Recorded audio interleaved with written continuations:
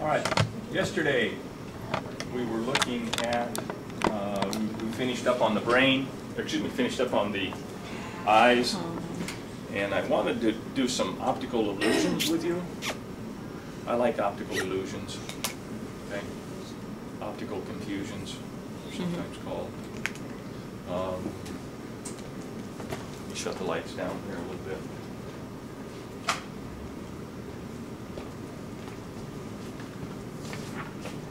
Which do you see here? Bird, that's what I see. A rabbit. So, can you see both? No. Duck and rabbit? Okay.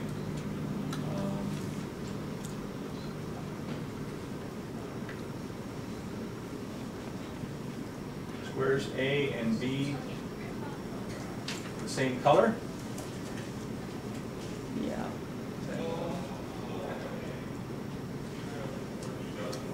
I guess they must be. Kind of hard to imagine that, I guess, but I guess they are. Oh, wait, yeah, actually. Oh. And there you see it. You take out the little fading, A and B are the same, which is kind of crazy.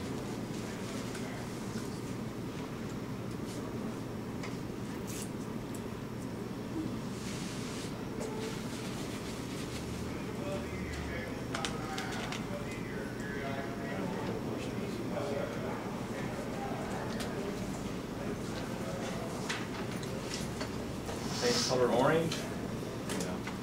This and this. You take out everything else. The oranges are the same.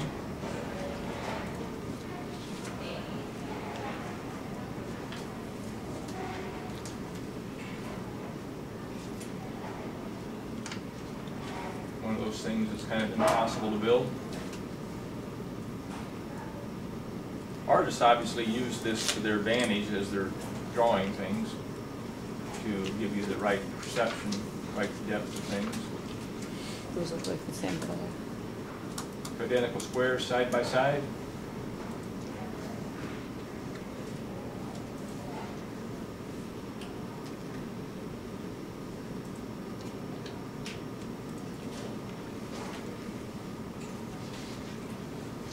The diamonds are the same color. Those diamonds and those diamonds.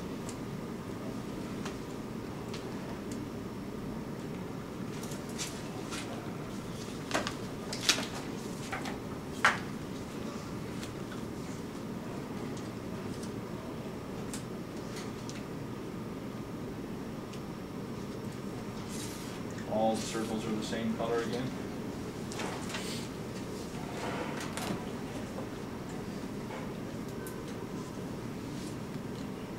And that is a real circle. That one looked pretty real to me, I guess.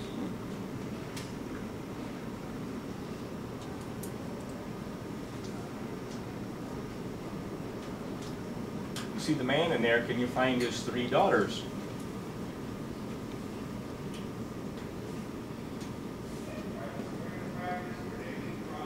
See any daughters? I don't either. I see one by your mouth. I see 2. How? Where? Literally how? One like under his hair, one in the back. Oh, yeah, I see that. One under his hair in the back. And the other one's upside down under his nose. Well, I see that one. Under his beard. Whoa, those don't look like that. Here's one. Here's, I guess this one's upside down, which is a little bit of a challenge.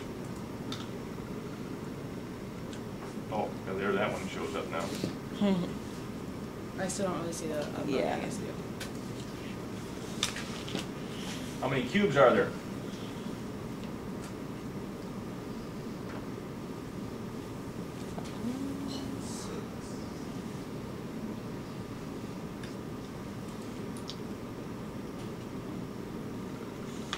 It didn't help much.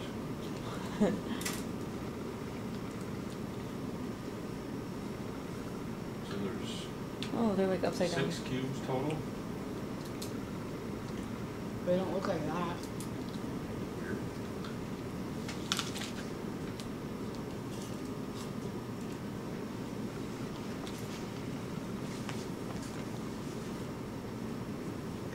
guy doing?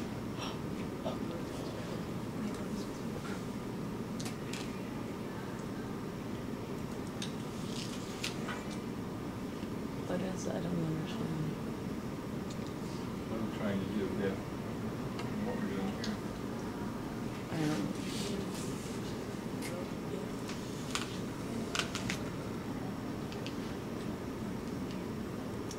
What's this a picture of?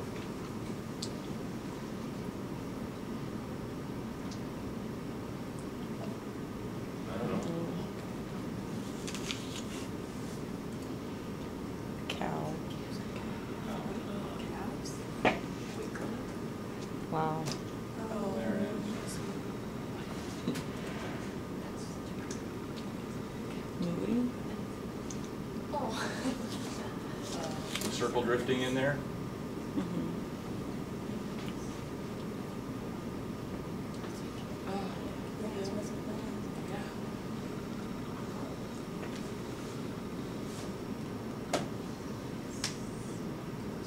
Stuff off to the right, it's kind of a pain.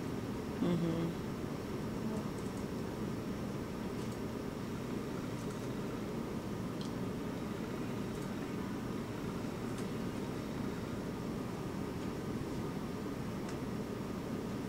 Is this the top or the bottom?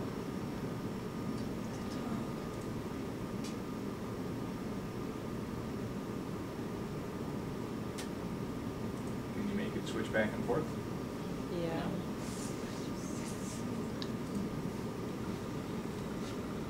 Ooh, turn to. Puzzle consists of 3 pictures. The top 2 can be switched. In one position there's 13 people, in the others there's 12. So there's that guy. 4, 5, 6, 7, 8, 9, 10, 11, 12, 13. Where'd it go?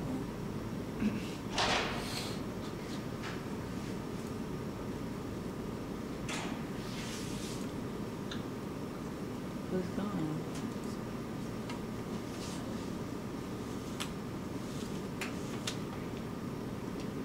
This guy goes over here. Where's the old man go? Oh, there. Where's this guy go? He's there still. Oh, he's still juggling. Who's gone? Who disappears? Literally, like who? Apparently the bike rider moves. Bike rider? Oh, a little bit. Something. The girl on the floor. Time out. Who leaves? Their faces.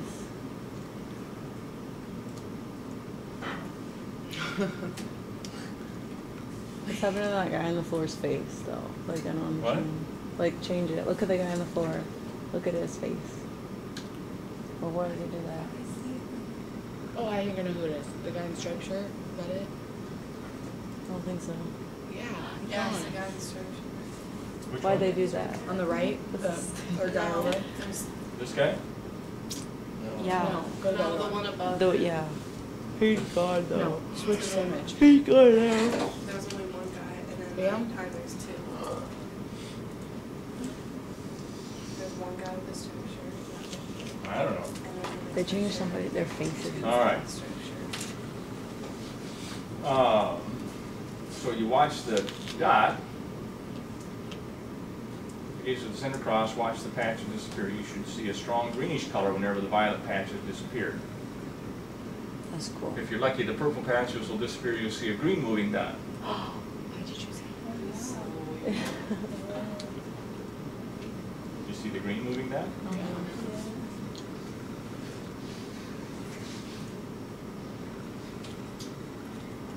A and B are the same.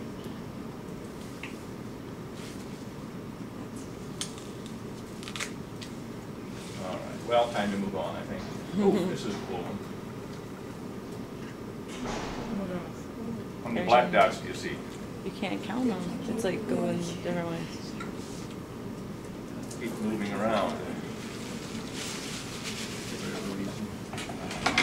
All right. Enough of that. So, let's get into the continue on the ear. So yesterday, we were talking about the ear and the parts of the ear.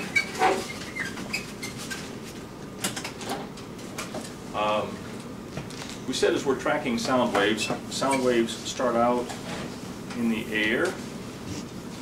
They travel down the external auditory meatus. They hit the tympanic membrane.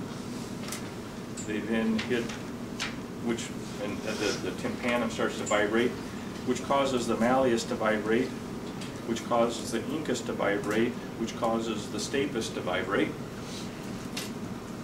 The stapes hooks up against the oval window, which is covered by an oval membrane. That's where he stops. Which hooks on to the vestibule. And that's about where the bell rang. Okay. So the vestibule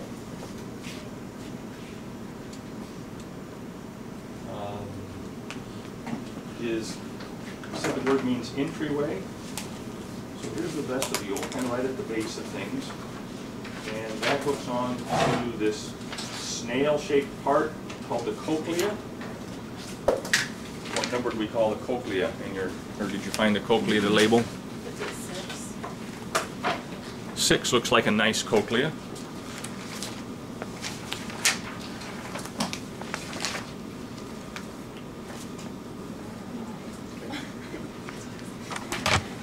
So there's your cochlea.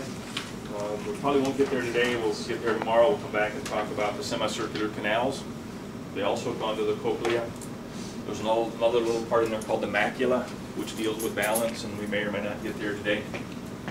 But we talked about, yesterday we talked about the ceruminous glands in here. We talked about the earwax. We talked about the tympanic membrane and the damage that can occur there.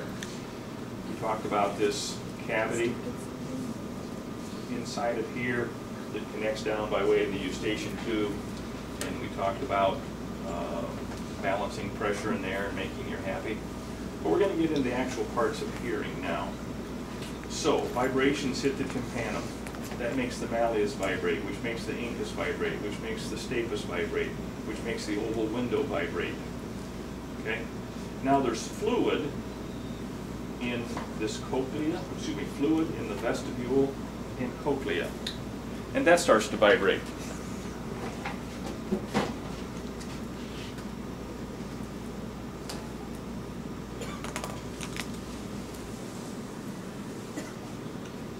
There's fluid in the vestibule and cochlea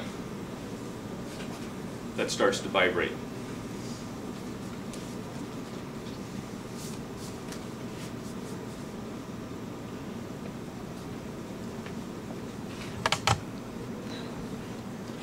Fluid in the vestibule and cochlea that starts to vibrate. And that vibrates in response to, different vibrations. Well, let's get into the cochlea. In the cochlea, that little snail-shaped guy, you find little nerve endings called the organs of Corti.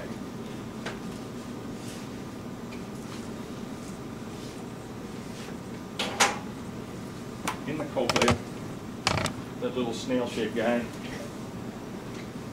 you have organs of Corti.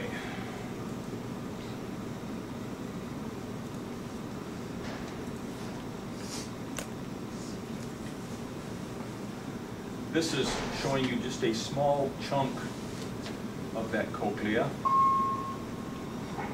Excuse this interruption. Students having Ms. Powell for Dr. Time. Please go to the counseling area. Students that have Ms. Powell for Dr. Time, go to the counseling area. Thank you. The organs of what? All right, these little hair cells right here are called the organs of Corti. Okay, and they eventually hook on to a nerve that runs off to the brain. And as the fluid in here vibrates,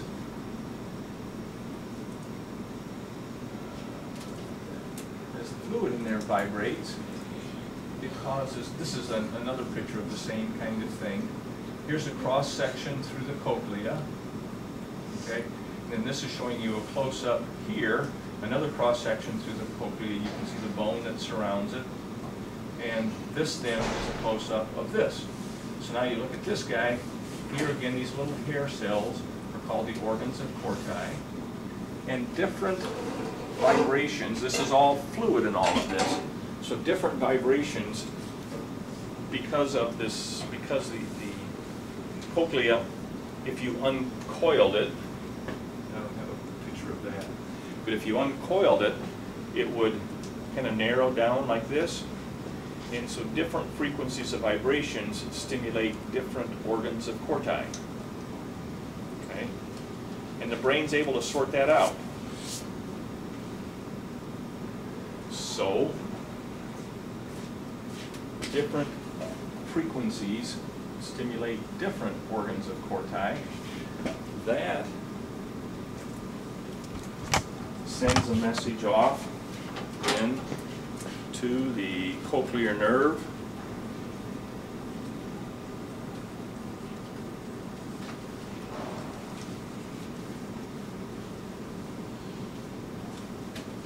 Which eventually joins with the vestibular cochlear nerve.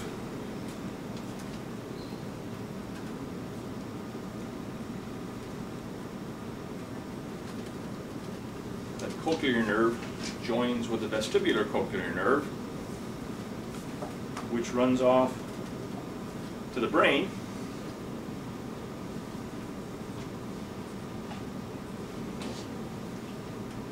Where you interpret sound.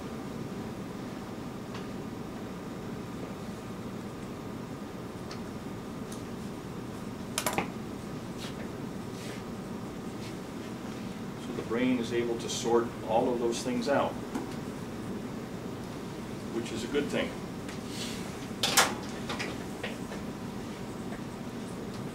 Can you damage those organs of Corti? Yes, you can. Okay? Let's say mom or dad has a job out at the mills and they're standing beside the crusher all day long and the crusher's making all this noise, and supervisor comes in, says, "Hey Mac, you're supposed to have ear protection on." And dad says, "That ain't macho. Real men don't need ear protection. Besides, I've been working here 20 years. I don't even hear it anymore." Is that a good sign? No. Sign. Okay. You can beat on those organs of Corti, beat on those little nerve endings, and eventually they become unresponsive, and so you don't hear sounds in that frequency, in that range. Okay. The more damage you put on them, the worse it's become. I've beat on my organs of Corti in from shooting a gun over the years. My dad was deaf too, so I probably inherited some tendencies from that. I'm not deaf, hearing impaired, I guess, whatever the correct word is. But yeah, I beat on those things. Okay. Same kind of thing. You see the guys directing the airplanes at the airport. You know, not so much at Trinity Regional. I'm going to try to read that. Regional. What's our airport called? Fort Dodge Regional. Fort Dodge Regional, not Trinity Regional. But you see people out there directing airplanes, you know, and as those, it's a little bigger if you're in Chicago or something, but are they wearing ear protection? Mm-hmm. And you think of the sound of those jet engines, and if they would be out there without those, obviously there's lots of damage to be done. Let's talk about types of deafness.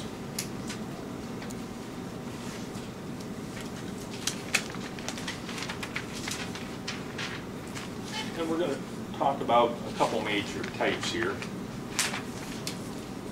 And some deafness, these two are going to be combined. You know, there's chances for these two to be combined.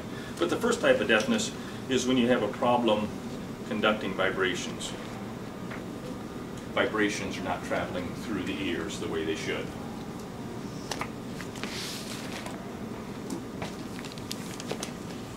Okay? Some of these are simple and fixable. Maybe there's a problem, you got, your ears are plugged with, you got earwax plugging your ears. Remember the oldest daughter one time having her ears professionally cleaned, and she came away with her eyes kind of going, wow, I can hear things now that I couldn't hear before. You know, she had big chunks of, obscenely large chunk of wax in there for whatever reason. Okay?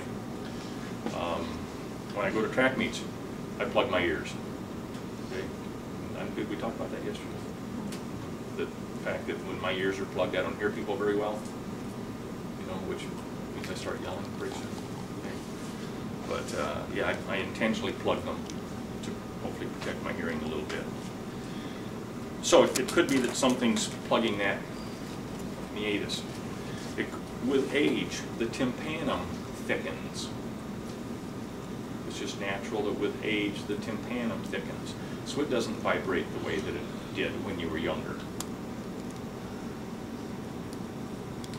With age, these three bones don't pivot as nicely as they used to.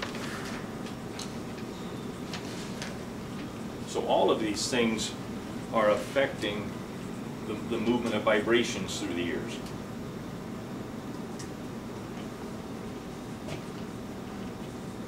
With age, these organs of corti don't vibrate, don't pick up vibrations the way they used to.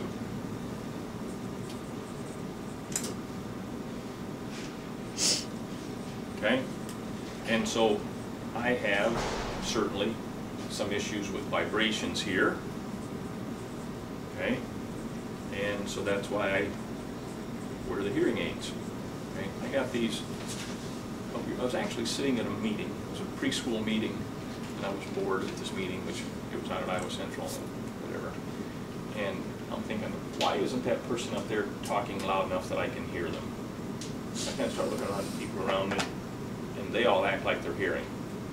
And I leaned and I said, "Can you hear what he's saying?" I said, "Yeah." Okay. And obviously I knew my hearing was not good, but I guess that just said it's time to do something, so I made arrangements and I bought the hearing aid. My right ear should be my bad ear, because that's my gun ear, and that's actually my good ear. If I'm laying like this, if I'm laying on my right ear and the alarm goes off, my phone starts dinging, I might sleep through it. My wife finally, "Hey, shut off your alarm." Okay? If I'm laying on my left ear, my good ear, I hear the alarm right away. You know, my left ear is much worse than my right ear. But so anyhow, I went out and bought these things.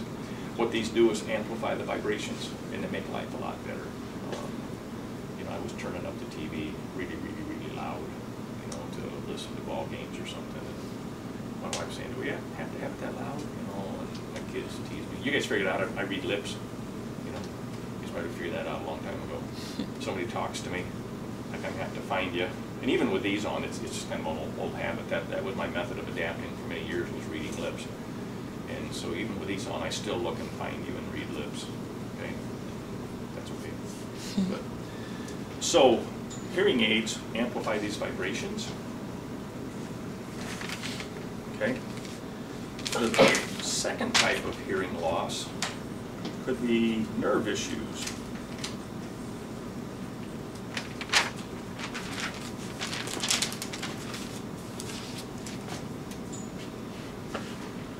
And this again could be in the organs of corti.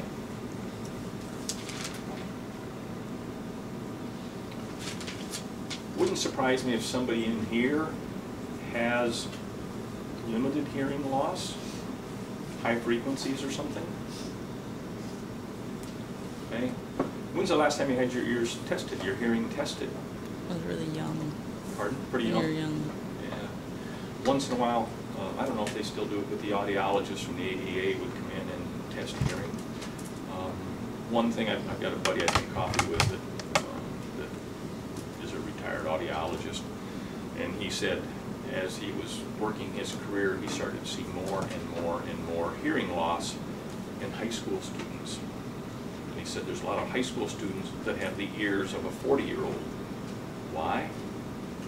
Because it's plugging in and cranking things up. Okay? When I was younger, we didn't have the personal headphone kinds of things. And if I wanted to listen to loud music, I'd go in my room, crank it up, the walls are vibrating in the house, and Mom and Dad would, hey, turn that thing down. So I turn it down a little bit.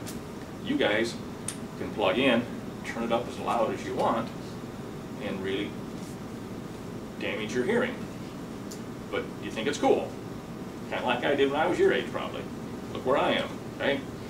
And, or you see the guys driving around with the junk in the trunk, you know, and the vibrating the car and vibrating the windows of the school and that kind of a thing, you know. And again, that's cool until you start seeing hearing loss. Where was I the other day? Loud noises, I can't think what it was. Where was I? And some mother had ear protection on her little kid. What was it? I've seen them at basketball games, I've seen them at concerts, okay, where they're protecting the little kid's hearing, which is smart, real smart, okay? Years ago we went, I kind of teased yesterday about going to the Garth concert. Years ago we went to a Garth concert, which was cool, but I couldn't believe how loud this thing was. And this was even before hearing aids, okay? Couldn't believe how loud it was. And you know, your clothes are vibrating and all this kind of stuff, you know, which I guess people like at concerts. That's maybe why you go, I don't know. And there was the families of the singers, the families of the crew had all their kids down there watching the concert too. And the mothers or fathers, whatever it happened to be, had put ear protection on the little kids. You know, and it was kind of, yeah, okay, you little 4-year-old, yeah, we'll take you to the concert. Or 2-year-old, we'll take you to the concert. But you're going to have this stuff on, and you're going to leave it on, you know, to protect the hearing of the little ones, which was smart. Okay, so the nerve problem here could be in the organs of corti, or it could be some sort of damage to the cochlear nerve.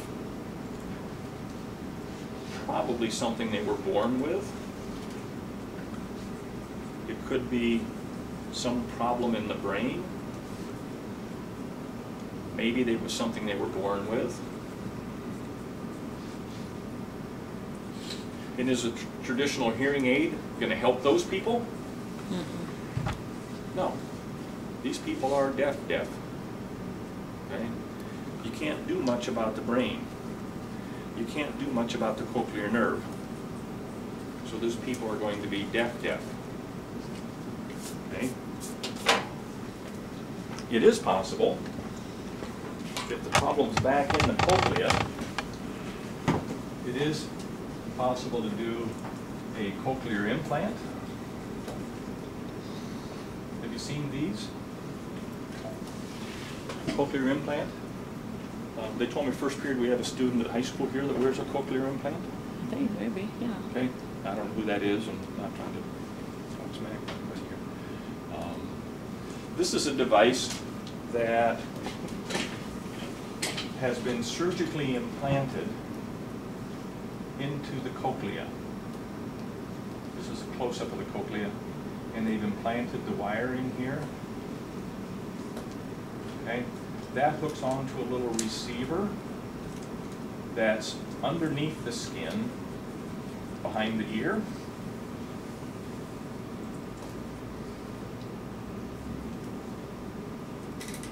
So they do that surgery, implant that stuff. Then on the outside, they wear a little microphone behind their ear. And that's kind of what I have. I have a little microphone behind my ear that's picking up the sound, runs through the little tube down and pushing it into my ear canal. All right? But it's not a ear implant, but a little microphone hanging here. That runs over by way of a wire to this little device, this little transmitter. And the transmitter is held in place by a magnet, by the way. It's held there by a magnet that's gone to this thing. and it sends, so the microphone hears sounds, sends a message to the transmitter. The transmitter sends a message through your skin, through the bone, into this little receiver, which sends a message down directly into the cochlea. So this is as close to an artificial ear as you're going to get.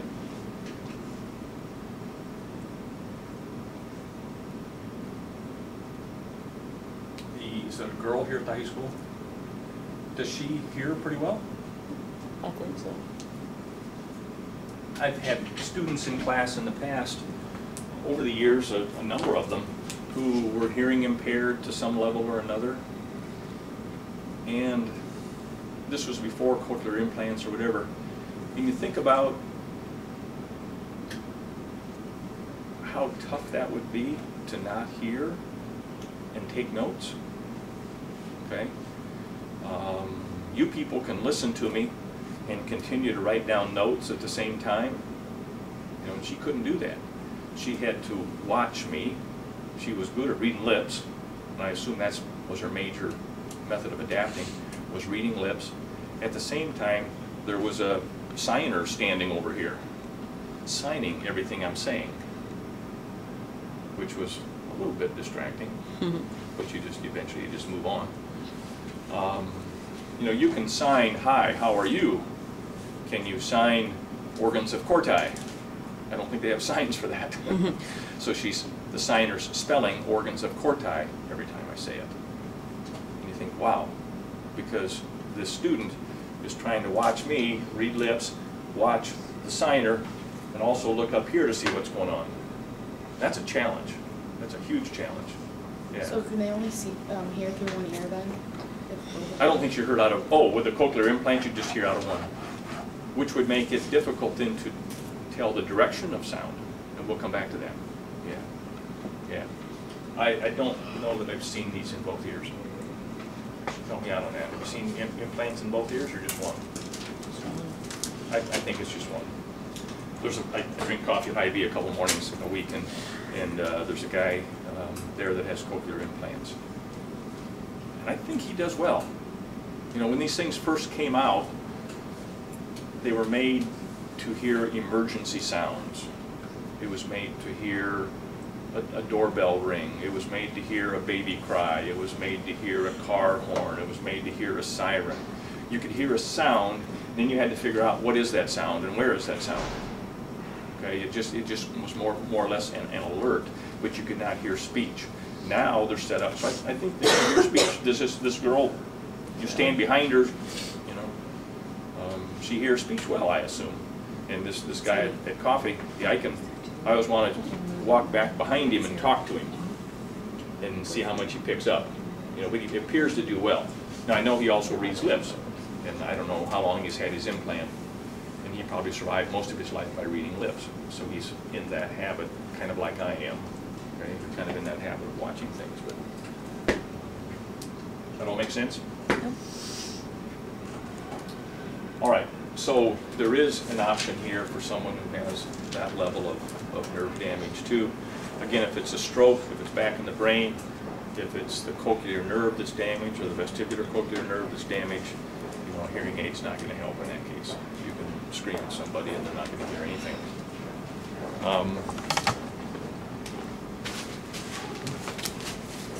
As we talk about human speech,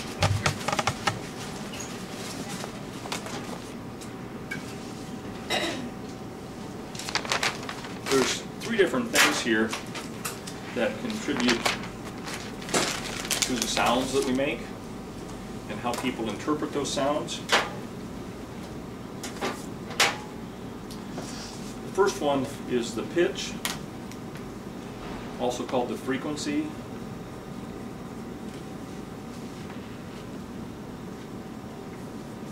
I make high sounds or low sounds. What am I changing? Your pitch. I'm changing the pitch, the tension on the vocal cords. I can do that automatically without even thinking about it. Or down here. You're changing the tension on the vocal cords. Where's our guitar players? Our violin players? Violin? Okay. So one string to the next. Are they all the same diameter? No. And the lower sounds are thicker or thinner? The higher ones are thinner. Higher ones are thinner. Okay? So, as you're tuning your violin, you pluck the string, and then you turn the little, what's that thing called? Peg, well, peg. The peg. So you turn the peg. And if you are playing, you can twang it, and you can do the same thing with the guitar. You can twang it and go, right? Maybe is that good for them? You don't do that on a regular basis. Okay. But you could twang it, and what you're doing is changing tension on that chord. Okay? Much like we do in here. All right. And that, you tune it so it's making the correct pitch, the correct frequency, the vibrations per whatever. If we go back to this cochlea,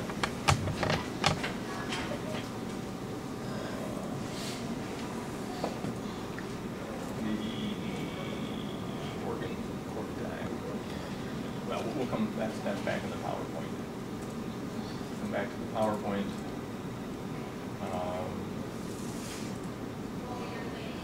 This is showing you that uncoiled cochlea, and we'll get there in a minute here. Excuse this interruption. Students that have Mr. Tessel for Dr. Tessel, please go to the control area. Students that have go to the counseling area. This is that cochlea, which is uncoiled. Okay? And as it's uncoiled, it's showing you the cycles per second. This is the frequency. So up at this end, these are the little nerve endings that are responsive to the real high pitches. And as you go further down there, these are responsive to different frequencies. Okay? So as that thing narrows down, different nerve endings stimulate different organs of corti, as we said earlier. All right. So, the pitch or frequency of your sound, the volume of the sound.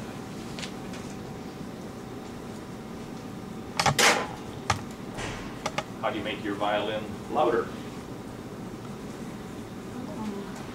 Get It harder. kind of happens without your knowing it. You draw harder on it, okay?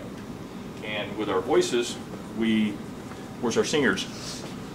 More air? Shower. More air, okay? How do we measure the level of sound, the intensity of sound, the volume of sound? What do we use to measure that? Sound waves.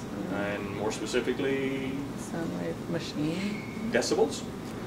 Okay, we use decibels to measure how loud a sound is.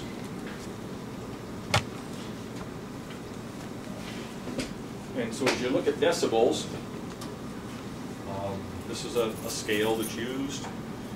If your car is too loud, your stereo, whatever is too loud in your trunk, the police come out and they use a decibel meter. Do they really? Is that possible? Anybody played that game? I don't know exactly what's the definition of a sound nuisance. I don't know, but like at Iowa football games, my dad would like play in stereo, and the guys would always come by and check if it was too loud. Oh yeah, cool. I mean, not cool, but whatever. Yeah, yeah. You can do that as you're tailgating. You're saying, yeah. And the definition is, I don't know, so many feet away and so many decibels. Okay, so if you have a loud party, you know, the police will actually come by with a decibel meter and stand at X distance from your house and read what the decibel meter is. That'll tell you whether your party's too loud or not, whether they can shut you down, or whether you meet the right criteria. How'd we do, by the way?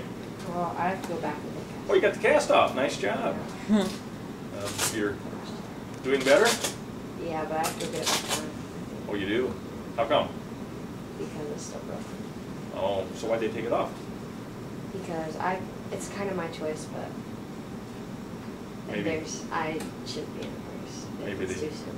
Maybe they said, yeah. I mean, they kind of encourage you to stay in the cast, and you wanted to Yeah. get it off, and Yeah.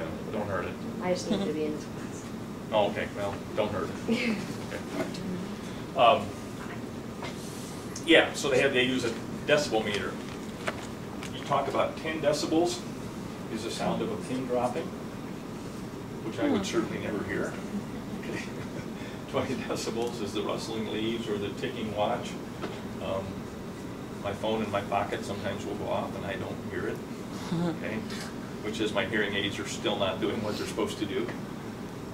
Whispers, babbling brooks, 50 decibels, light traffic, a refrigerator, 60 is conversational speech. We're probably a little louder than conversational speech in here, okay? 70 is the dishwasher, toilet flushing, the vacuum cleaner, garbage disposal. Now 90, we're shouting. This is the lawnmower, the Fort Dodge subway train, the blow dryer. So here's the rock band, the leaf blower, the jackhammer, the thunder's up at 120 decibels. Somewhere in here, you're starting to get into a level of pain, okay?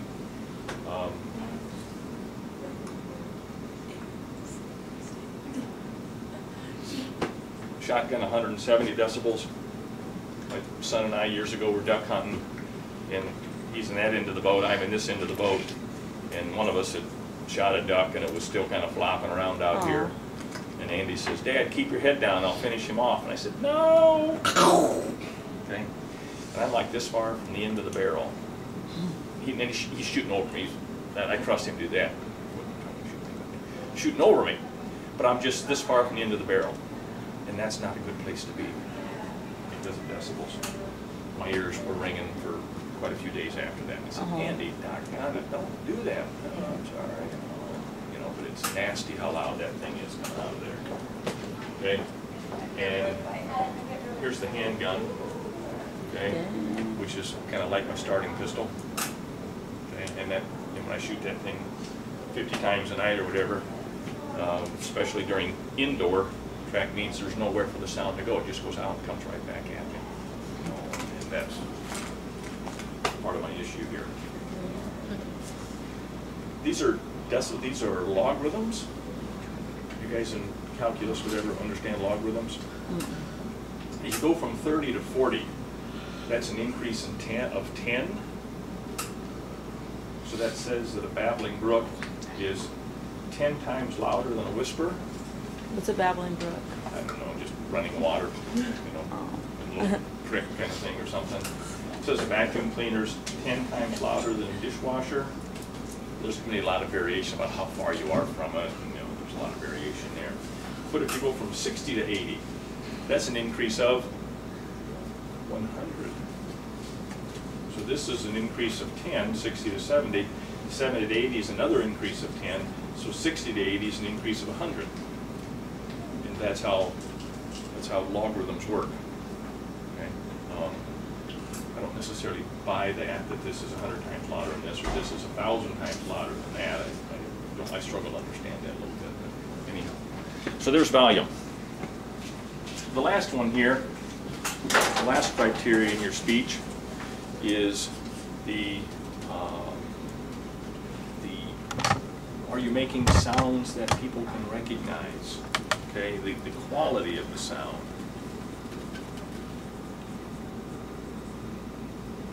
Which is determined by your teeth, your tongue, lips, etc., oral cavity. We have learned how to make T's and how to make R's and how to make S's and how to make sounds that people recognize. Okay? We say, open your mouth, talk, and yeah, most of the sound comes out your mouth. But if I continue to talk normally and just plug my nose, I'm not changing what I'm doing at all, except I plug the nose. And when I do that, you guys say, "What's wrong, Mom? You got a cold? You sound like you're all plugged up." Okay? And you can recognize you're talking on the phone to a buddy. You say, "You sound like you're all stuffed up." Some sound is coming out my nose. Not much, but some. And so all those things fit together, okay, to make sounds that people recognize.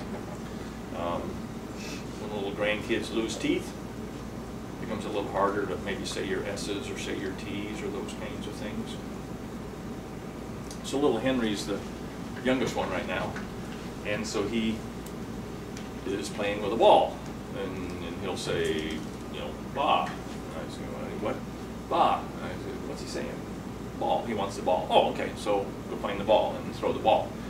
And he says, "Ball." And I say, "No, it's not ball. It's ball. Ball. It's ball." And he hears me, makes adjustments, and hopefully learns to speak correctly. Okay? How does speech sound for someone, a deaf person? How does their speech sound? This gal that we're talking about with the sheep, how is her speech? Is it okay? Yeah. Is it different? Did anyone know her prior? How long she had the cochlear implants? She grew up with them? I think so. She had it Long When we were time. younger. Had them in preschool or elementary. elementary? Okay. So, and that's a good thing, that someone started on her early. Because you take this person who's 3, 4, 5, 6 years old, those are very critical times in terms of learning and in terms of speech, very critical times. So now you take a person who can't hear. How do they learn to speak so that we can recognize them? You know, I talked about the deaf girl, more than one, that I've had in class. And for the most part, they didn't speak. But if they did, it was a real muffled kind of speech, and it was hard to understand because they couldn't hear to make the adjustments. This is a speech pathology. Anybody going to be a speech pathologist? Speech clinician? I'm not sure what the different levels are, different identifiers in there. But you're going to teach somebody to talk. You're going to teach speech. But they can't hear.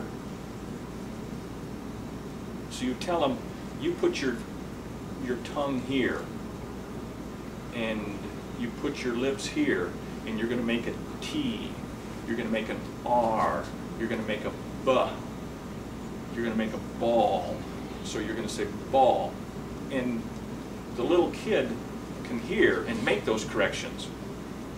But you take someone who's deaf and teach them how to talk, that's tough.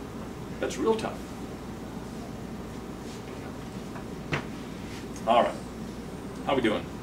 Good. Doing okay? Have you heard yourself through the tape recorder? How do you sound? Freaking ugly. Weird. Why? Why don't you sound the same? You record your voice, and then you play it back, and you say, "Wow, that doesn't sound like me." And what's your buddy say? Yes, it does. "Sure does. Sounds just exactly like you." And you say, "Ugh, I don't like how I sound." What's the difference? Well, as I'm speaking now, I'm hearing myself two ways. The sounds going out, bouncing off the walls, coming back to my ears. And I'm also hearing myself as the bone in my jaw and the bones in my skull vibrate. So I'm picking up the bone vibration here and the skull vibration and the bones around the ears. Those are all vibrating as I speak. So I'm hearing myself that way. You guys just hear me through the air. Right? Mm-hmm. Okay?